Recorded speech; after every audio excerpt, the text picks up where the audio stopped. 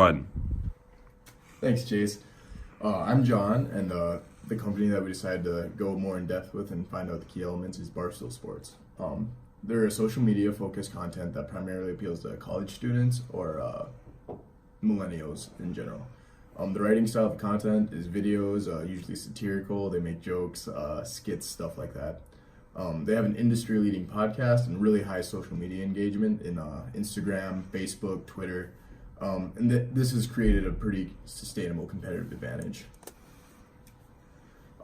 Finance and market performance. As of February, their company was worth $100 million. This is 5 times what it was in 2016. So they've experienced large growth in the past 2 years.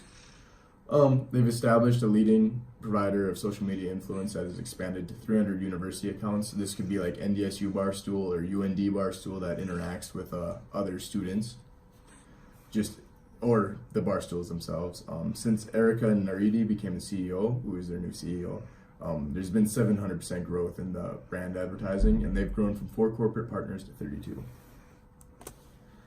Strengths and weaknesses.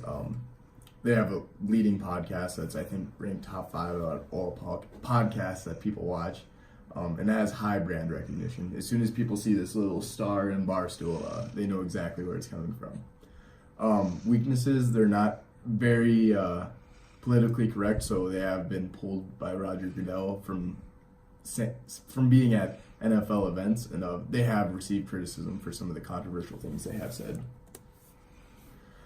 Distinct competencies. They have, like I said, the student-run accounts by 300 plus campuses, which have large follower engagement. They have the ability to provide campus-specific content with a comedic tone, so stuff that's happening at NDSU, they can make jokes about it. Writing an unchanged attitude that embraces controversy. They like to joke about controversies all the time and make it a little less serious.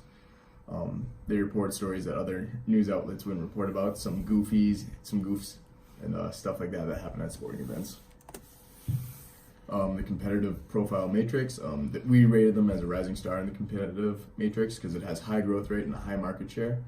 The largest and most popular podcast in their industry, and they use their influx of cash to grow more and host events, just creating more of a community around them.